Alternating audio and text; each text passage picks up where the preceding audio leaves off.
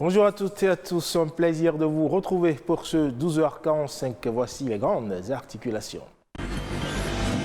Commercialisés dans des emballages aux couleurs vives, les cubes de bouillon sont souvent utilisés en cuisine pour servir des oysters de goût. Or, les risques courus en consommant ces petits cubes sont nombreux. Souvent causé par une alimentation trop calorique, riche en glucides et en gras, le surpoids est l'état d'une personne qui présente un excès de masse graisseuse pour une statut donnée supérieure à la normale. On en parle dans un instant.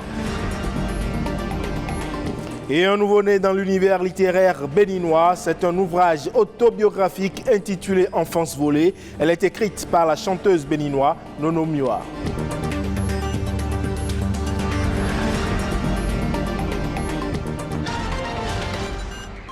Merci à vous de nous préférer pour vous informer. Il est presque indispensable aujourd'hui de cuisiner sans y faire recours. Il s'agit des cubes bouillon très prisés par les restauratrices, les cuisiniers ainsi que les bonnes dames. Or, sa consommation exposerait à de nombreuses maladies cardiovasculaires. Pourquoi donc les cubes bouillon sont-ils un danger pour la santé? Les précisions à travers ce reportage signé Soraïda Lessioué, Arnaud Avanan, présenté ici par Héloïse Winator. Jessica déguste avec appétit son plat de sauce tomate au poisson assaisonné au bouillon que nous appelons communément cube. Un ingrédient qui permet de relever le goût du repas. Lorsque nous mangeons pas chez nous, on est habitué à la consommation de la nourriture avec des bouillons. Le jour où la dame prépare sans le bouillon, vous avez l'impression que ça n'a pas de goût. Je pense que c'est à cause des bouillons là que le goût est un peu plus sorti. Enfin, le goût n'est plus naturel. Chez moi, à la maison, je contrôle ce que je mange, je sais ce qu'on me prépare. Mais en allant manger dehors, je ne peux pas contrôler.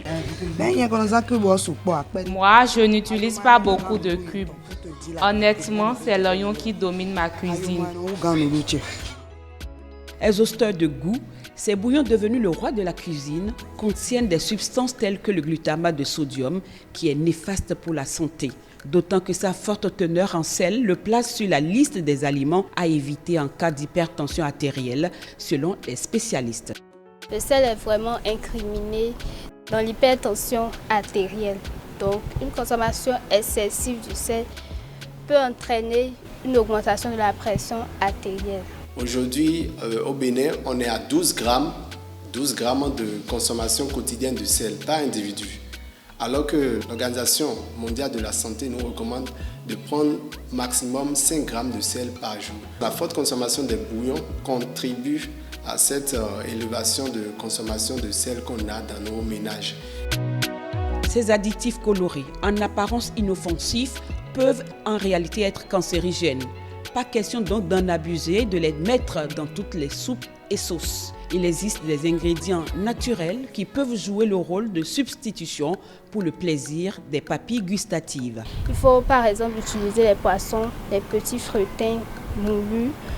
Il faut également utiliser les épices fraîches. Donc si on veut rehausser aussi le goût de nos assiettes sans pour autant utiliser les bouillons, on peut le faire à partir des épices, des herbes que nous avons sur le marché. Et aussi, il faut savoir qu'on peut faire nos bouillons à la maison. Selon les spécialistes de la nutrition, les bouillons sont nuisibles à la santé. Ils déconseillent aux consommateurs donc d'en faire usage. On s'intéresse à présent au surpoids. Il correspond à une accumulation de graisse dans le tissu adipeux, causée par une alimentation trop calorique, riche en glucides et en gras. Eh bien, le surpoids a des conséquences fâcheuses sur la santé. Pour l'éviter, les spécialistes recommandent de surveiller l'indice de masse corporelle et surtout la courbe de corpulence. Les précisions à travers cet élément. Il est reconnu comme le 5e facteur de risque de décès au niveau mondial. Le surpoids, selon l'Organisation mondiale de la santé, s'explique par un excédent de graisse dans le corps humain.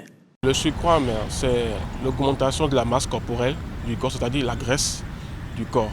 Le surpoids, c'est quand vous avez un poids qui dépasse la normale. Et en termes médicaux, on dira que vous êtes en surpoids lorsqu'on calcule votre IMC, votre indice de masse corporelle, et que vous vous retrouvez au-delà de 25. Quand vous êtes entre 18 et 25, vous êtes dans le poids normal. Mais quand vous dépassez les 25, déjà avec 26, 27, 28, là c'est le surpoids. Principalement dû à un excès de calories, une alimentation trop riche en glucides et en graisses, associée à un manque d'exercice physique, le surpoids cause chaque année au moins 2,8 millions de décès dans le monde. Ça peut être des causes métaboliques, ça peut être des causes dues aux effets secondaires de certains médicaments. Tout de suite, c'est l'hypertension artérielle et puis il y a le diabète. Toutefois, le surpoids n'est pas irréversible. À la plupart de mes gens qui sont en surpoids, je leur donne un régime pour maigrir tout simple. Et regardez ce qu'il y a décrit. Par jour, 3 repas. Pas de grignotage entre les repas. Surtout pas de mayonnaise. Surtout pas tous ces aliments artificiels dans lesquels ils sont obligés de mettre ketchup et tout ça. Des produits auxquels nos enzymes digestifs, nos sucres digestifs ne sont pas habitués. Donc, dès qu'ils rentrent dans notre corps, ils se transforment en graisse. Éliminer le gras est donc bénéfique pour la santé, mais il est conseillé de respecter l'heure de prise des repas. Il faut éviter de manger tardivement les soirs. Vous verrez que souvent, c'est des glucides. La pâte de maïs, la pâte de télibor, ou bien piron, ou bien en fait quelque chose de consistant. La soirée est faite pour les aliments légers. Ou bien tu fais l'exercice diète lié avec le citron, le pamplemousse, le clou de girofle. Là, ils vont diminuer du poids et ils mangent uniquement à 16 heures. Et ça fait à demain. Prévenir le surpoids revient donc à réduire la consommation de calories, à avoir une alimentation journalière saine et équilibrée et à pratiquer une activité physique modérée d'une durée de 30 minutes au moins pendant 5 jours par semaine. Et on reste dans le domaine de la santé pour parler à présent de la leucémie. C'est un cancer des tissus responsable de la formation du sang dans l'organisme humain qui débute habituellement par une anomalie dans la moelle osseuse. Cette pathologie tue plus chez les enfants que chez les adultes. Mais l'accès à un bon diagnostic existe-t-il au Bénin? De quel traitement dispose-t-on réellement aujourd'hui pour lutter contre cette forme de leucémie? Romaric Massi, hématologue au CNHU de Cotonou, évoque ici le diagnostic ainsi que le traitement. La leucémie, sous-entendu la leucémie aiguë, qui est la forme la plus aiguë des leucémies, existe au Bénin. Cette pathologie touche aussi bien les enfants que les adultes. Il faut savoir qu'en matière de cancer des enfants, les leucémies aiguës représentent à peu près le tiers, 30 à 40% des cancers pédiatriques. Et donc cette pathologie tue aussi bien les enfants que les adultes. Nous avons la possibilité aujourd'hui de pouvoir faire un certain nombre d'examens, les tout premiers, très rapidement, qui vont nous donner les premiers éléments en faveur de leucémie.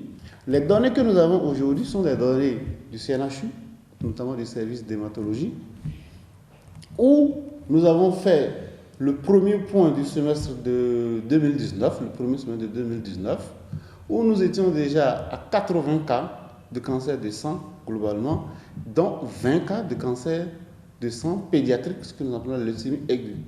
Lorsque vous faites le diagnostic de votre patient, vous avez des éléments pronostiques que vous allez rechercher, qui vont vous permettre de classer votre patient. Quand votre patient est classé, en fonction du type de pathologie qu'il a, il va pouvoir être traité par ce que nous appelons un protocole thérapeutique. Vous avez tout un investissement pour tout ce qui est la supportive care, parce que le patient va avoir besoin d'être traité pour des syndromes infectieux au cours de son traitement, donc il aura besoin d'un certain type d'antibiotiques qui sont suffisamment chers. Ce patient aura besoin d'une certaine nutrition au cours de son traitement. Il va falloir investir là-dedans. Ce patient aura besoin d'être transfusé, aussi bien en globules rouges qu'en plaquettes. Ça demande de l'investissement. Le traitement d'un cancer ne peut pas être l'apanage du patient lui seul. C'est toute une organisation qui doit se mettre derrière ce patient-là et pouvoir l'aider à pouvoir vaincre ce cancer-là. On parle à présent de cet ouvrage autobiographique, Enfance volée. C'est une œuvre littéraire publiée par la chanteuse béninoise Nono Miwa. Suivons cet extrait pour plus de précision. Enfance volée, tout simplement parce que j'ai pas eu mon enfance comme j'aurais voulu l'avoir, ou comme aujourd'hui on voit un peu partout les enfants qui sont bien avec leurs deux parents, sortir, jouer, manger, prendre les 3 repas par jour, etc. L'idée m'est venue depuis 2003, mais je crois que le déclic c'est en 2016, après un divorce. Voilà. Je suis présidente d'association, je suis aux côtés des orphelins. Et quand je suis avec ces enfants, je regarde de gauche à droite, je dis mais pourquoi? Certains enfants n'ont même pas perdu les 2 parents, mais qui se retrouvent seuls avec des inconnus. Ce n'est pas juste. La guerre aujourd'hui en Ukraine ou un peu partout, les enfants qui sont forcés de partir de chez eux, ce n'est pas normal, c'est une enfance volée. Pour la sensibilisation aussi, pour dire stop à la violence infligée aux enfants surtout, aux femmes, et en général, stop à la violence. Parce que la violence détruit. Je continue de jouer, j'ai fait ma dernière scène en France cet été. Étant déjà artiste, on est déjà écrivain, hein, parce que nous écrivons déjà la plupart de nos textes. Donc je continuerai la chanson. J'ai 3 albums, mais avec plusieurs singles. Nientobe jejevielo, mekeye puenama, mimunyabe nyejima, mekebe mia poema, dobolo. J'aime pas qu'on frappe, qu'on martyrise les enfants. D'où cette chanson que j'ai revisitée, que vous retrouverez sur l'album Lève-toi sur YouTube. Enfance volée aux éditions Le Lys Bleu, France. Et ce sera tout pour ce 12h45 à retrouver sur le site de l'ORTB, le www.ortb.bj ainsi que sur toutes nos plateformes digitales Facebook. Merci pour votre aimable attention. À très bientôt.